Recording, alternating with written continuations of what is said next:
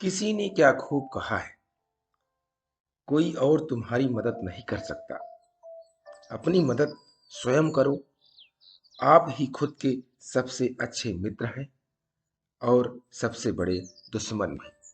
नमस्कार दोस्तों, मेरा नाम प्रेम प्रकाश पांडे है। आज अपने चैनल पर एक नई बेहतरीन प्रेरणादायक कहानी लेकर के आया हूँ। दोस्तों, आज की कहानी से हम सीखेंगे कि व्यक्ति को अपना कार्य करने में कभी शर्म नहीं करनी चाहिए, बल्कि गर्व महसूस करना चाहिए।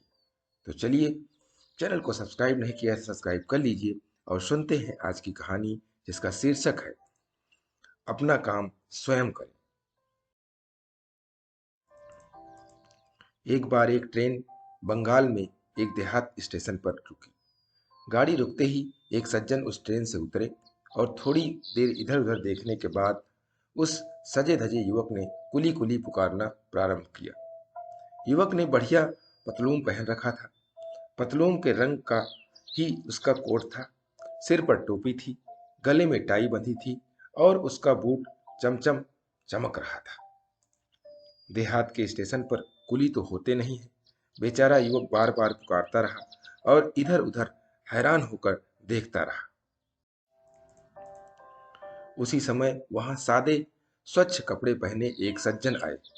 उन्होंने युवक का सामान उतार लिया। युवक ने उनको कुली समझकर डांटते हुए बोला, तुम लोग बड़े सुस्त होते हो। मैं कब से पुकार रहा हूं। उस सज्जन ने कोई उत्तर नहीं दिया। युवक के पास हाथ में ले चलने के लिए एक छोटा बक्सा यानी हैंडबैग था और एक छोटा सा कपड़ों का बंडल था। उसे लेकर युवक के पीछे पीछे वो सज्जन उसके घर तक गए। घर पहुंचकर युवक ने उन्हें देने के लिए जैसे ही पैसे निकाले, लेकिन पैसा लेने के बदले वे सज्जन पीछे लौटते हुए बोले, धन्यवाद। युवक को बड़ा आश्चर्य हुआ। यह कैसा कुली है कि वो बोझा उठाकर भी पैसा नहीं लेता और उल्टे धन्यवाद देता है। उसी समय वहां उस युवक का बड़ा भाई आ गया। उसने जैसे ही उस सज्जन को देखा जो सूट बूट पहने उस युवक का सामान लेकर आए थे, उस सज्जन को देखते ही उसके मुंह से निकला, अरे आप। जब उस युवक को पता लगा कि जिसे उसने कुली समझकर डांटा था और जो उसका सामान उठाकर उसके घर लाए थे, वह दूसरे कोई नहीं थे। वह तो बंगाल के प्रसिद्ध महापुरुष और एक समाज सुधारक पंडित ईश्वर चंद्र विद्यासागर जी हैं। वह युवक लज्जा के कारण उनके चरणों में गिर पड़ा और क्षमा मांगने लगा। युवक बोला, मुझे माफ कर दीजिए। आप जैसे महापुरुष के साथ मैंने इस प्रकार का अभद्र व्यवहार किया। ईश्वर चंद जी ने उसे उठाया और कहा, इसमें क्षमा मांगने की कोई बात नहीं है।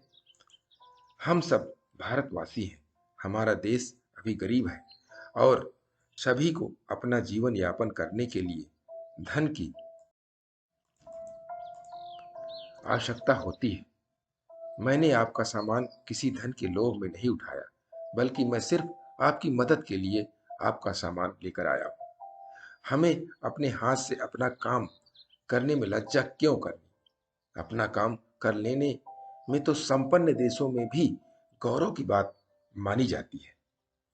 हमें सदा अपना काम स्वयं करना चाहिए। दोस्तों, इस कहानी से, ईश्वरचंद विद्यासागर जी की इस घटना से हमें सीखने को मिलता है कि हमें अपने काम को करने में शर्म नहीं करनी चाहिए।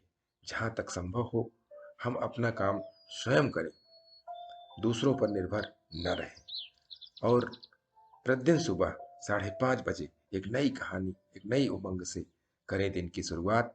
तब तक के लिए छोटों से मिले प्यार और बड़ों से मिले आशीर्वाद और भगवान के सहारे के साथ यही कहूँगा, काम तो सभी करते हैं, पर काम करो कुछ ऐसा कि उदाहरण बन जाए। ये छोटी सी स्टोरी आपको अच्छी लगी, लाइक कीजिए, शेयर कीजिए अपने इष्ट मित्रों में भी और कमेंट जरूर करिए। और चैनल को अभी तक सब्सक्राइब नहीं किया, सब्सक्राइब कर लीजिए और नई नई बेहतरीन प्रेरणादायक कहानियाँ आपको मिलती रहें सुबह 5:30 बजे। इसलिए प्रेस बेल आइकन।